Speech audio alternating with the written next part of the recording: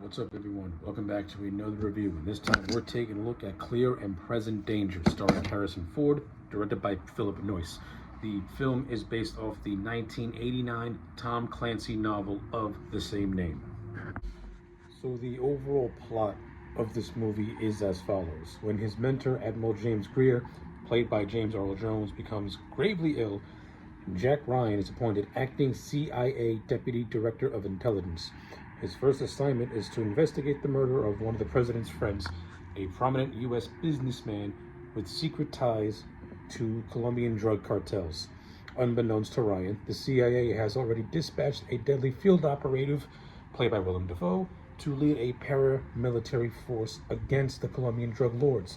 Caught in the crossfire, Ryan takes matters into his own hands, risking his career and life for the only cause he still believes in, and that is the truth. So that's the overall summarization of Clear and Present Danger. Let's talk about it. Okay, so I'm not really a big fan of the Jack Ryan movies, to be honest with you. The only one that I've ever seen from start to finish was this one. So this review is more or less going to be more singular and more focused and just really looking at this movie as a standalone movie and not really taking anything that came before it or after it into account. So by looking at this film as its own standalone thing, I can honestly say that I think that Clear and Present Danger is a very solid political action thriller. This is a genre of movie that I'm not really all that big of a fan of, not because I hate it or anything like that, but because political thrillers, they don't really entice me. And that's just what it is. They're just movies that I'm not really all that into, which is why the very few that I've seen are the ones that I actually like. And this movie is part of the small group that I've thoroughly enjoyed. The movie is backed by a great performance by Harrison Ford, who plays the character of Jack Ryan. And I like how Jack Ryan, he's not your typical action guy. He's really just he's really just a glorified office worker who gets put in this tangled web of conspiracy that is being put together by the President of the United States as a way to pretty much regulate drug control. And he's stuck in the middle of it. But with that being said, since Harrison Ford is in the lead role, he always has that very just gruff, self-assured just type of look to him, which even though Jack Ryan is not a typical action star, Harrison Ford doesn't make him weak or easily pushed over. He still stands his ground with a lot of people and in a lot of scenes. So yeah, overall I thought Harrison Ford puts in a good performance. I like a lot of his chemistry that he has with the bulk of the cast members. As I mentioned earlier, you have James Earl Jones, who plays his good friend, Admiral Greer. I love the scenes of Harrison Ford and James Earl Jones. You can really get the sense that these are two very old friends. And not only that, it's just cool seeing Han Solo and Darth Vader share screen time in a movie. And they do have a lot of good scenes. And I do like the scene where Jack Ryan, shows the sadness when the Admiral dies of cancer, which is what caused Jack Ryan to take his place in the CIA. You also have Willem Dafoe, who plays a character by the name of John Clark. And John Clark is pretty much the most interesting character in the entire movie, mainly because he plays both sides. So initially, Clark is hired by two of the president's right-hand men, Ritter and Cutter. And the reason why they hired John Clark is because a man by the name of Harding, who is a friend of the president, was doing dealings with the Colombian cartel, and then he was killed because of it. So as a way to cover all this up, the president orders Cutter and Ritter to hire outside help in order to destroy the cartel. So they enlist the help of a paramilitary man by the name of John Clark. And what makes his character so interesting is because he's neither a villain nor a good guy. He's really somebody who is very gray, but is more of an anti-hero. So, because the second that Ritter and Cutter go against Clark, he begrudgingly joins forces with Jack Ryan in order to not only save his men, but get a little bit of payback as well. So, and I thought Willem Dafoe just all around put in a very good performance as the character of the character of Clark. Like, I like a lot of his scenes. I like especially the chemistry he has with Harrison Ford. I think these two act really well off of one another. Like, you do get a sense of a distrust between the two, but you also get a sense of a begrudging respect that slowly forms between the two as well. And you just have two great veteran actors that just do a great job at just bouncing off one another with their dialogue. Like, they really are a lot of fun to watch on screen as a very underrated combo. And then you also have a very just talented supporting cast. Like, you have the very, very lovely Anne Archer who plays the wife of Jack Ryan, named Kathy. Her and Harrison Ford don't have a lot of screen time together, but I buy them as having a loving relationship. You have Harris Yulin from Ghostbusters 2, who plays the character of Cutter. You have Henry Zerzani, who plays Ritter. I also kind of like the character of Ritter also. He just comes across like this slimy politician who you just wish Ryan would have punched square in the face, because he just has that face of, go on and hit me. But they do have what I consider to be a very interesting and entertaining scene that involves them on computers. So basically, Jack Ryan is trying to gain control over Ritter's computer, so that way he can download the files to the secret mission. When Ritter realizes this, they pretty much have a dueling battle where Ritter's trying to delete everything before Ryan can make copies of it. It's a good scene, and I like how Philip Noyce filmed it as if the two of them are having a gunfight, only they're doing a fight over two different computers.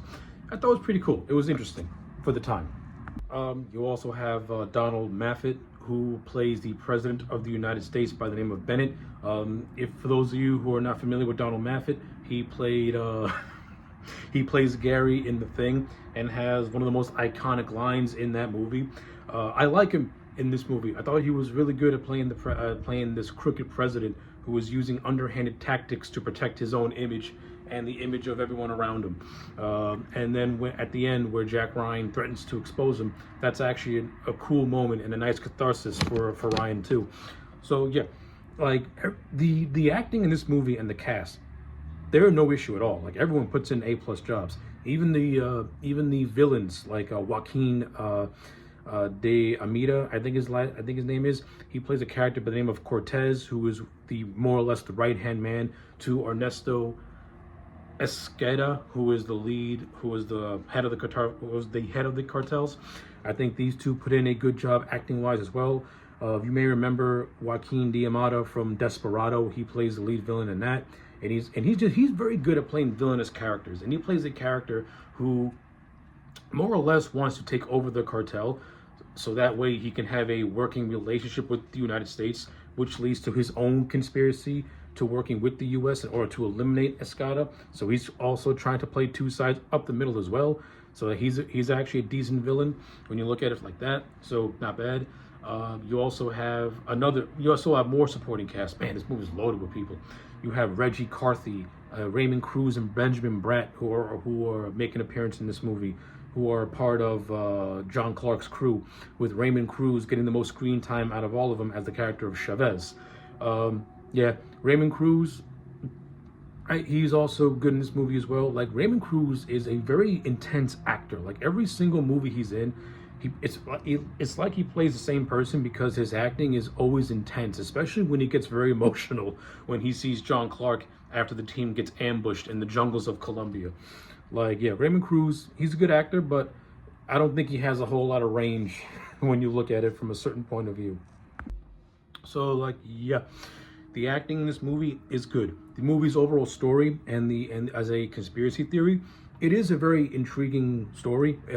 You can have moments where you can get a little bit lost, because it's a very tangled web type of conspiracy where a lot of things are happening and a lot of underhanded deals are going off. So as a viewer, you can get lost here and there trying to keep up with it, but it is a very thought-provoking story that does deal with a real-life issue, which is regulation of drugs and stuff like that. And when the movie's talking about that, I think it does a actual decent job. So yeah, that well, the acting is great. The story is very intriguing, though it can be convoluted in some areas. I do like this movie's production values. Like I think this movie is expertly directed by Philip Noyce, and you have very very awesome cinematography by Donald Alpine. And Donald Alpine has done a number of just very good movies during his time, and this is no different. Like I like the very grounded and realistic tone that this movie has.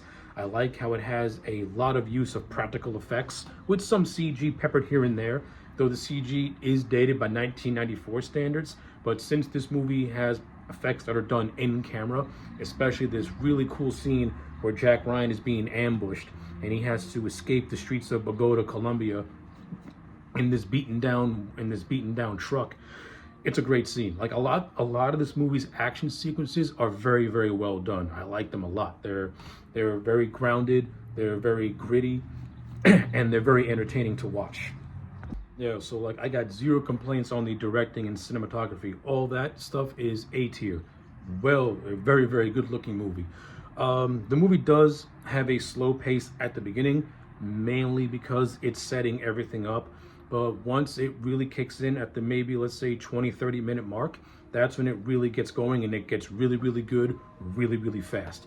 So I'm not even judging the movie having a slow beginning, because for a political thriller like this, you need to establish your characters and the inciting incident to get a political thriller rolling. So that way, when the web of conspiracies start to form, it makes for a much more engaging story. So yeah, I don't really have a whole lot of complaint with that. I think that's necessary for a film like this. I also do like how this movie does have its moments of levity, and this comes at the expense towards the end, where John Clark and Jack Ryan meet up with one of Clark's friends, who I forget the actor's name, but he's in Die Hard 2. He plays the janitor Marvin, who runs into Bruce Willis, and he has this whole thing of just being a drunk, but he has some really humorous moments, especially towards the end, where he falls asleep at the helicopter while Defoe is trying to get him to try and save them. Like, it doesn't undercut the tension. It actually fits really well within the scene. So that's how you blend comedy without undercutting its tension. It's really well done. But more or less, the movie really ends when Jack Ryan and John Clark go to one of the coffee factories that is run by the cartel. They have a big shootout with Cortez, who is killed, and then once Ryan gets back to the States, this is where he pretty much tells the president that he lost the trust of everyone, and he's going to pretty much plead his case to the committee, which he does at the end of the movie. And I think the movie kind of leaves it open as to whether or not what the committee does with the information that's given to them by Jack Ryan. Of course, anyone with any real savvy can tell you that it'll lead to the impeachment of President Bennett and for his underhanded dealings, and that Ritter and Cutter, well, that get out of jail free card they want to boast, it ain't gonna really do much in the long run when you're in a conspiracy like this. So yeah, I may have missed out some things here and there, but those are just my broad thoughts on Clear and Present Danger. Overall, I thought this was a very good movie, a very entertaining movie, very solidly acting, good directing by Philip Noyce, really good cinematography, very well done action sequences. And I do like how this movie does not pull punches in a lot of areas, because there's literally a scene where a missile drops on a hacienda, and it not only kills members of the cartel, but it also kills women and children. Like, this movie is pretty much showing you the casualties of what happens when you go into a drug war. Like, the casualties of a drug war are just barbaric, because no one is safe. No one is safe from that. So I like how the movie does not present itself as being clean as a whistle. Like, it shows you the grim and grime of what happens when you get involved in drug war conspiracies like this. So for that, I got to give it another point. So yeah, overall, I'm gonna give this movie an 8 out of 10. I like this movie a lot. I thought it was really, really good, and this makes me want to watch Patriot Games, which was the first Harrison Ford-led Jack Ryan movie. So yeah, those are my thoughts on Clear and Present Danger. Let me know yours in the comment sections down below. Like the video and subscribe, and I'll check you back next time for more.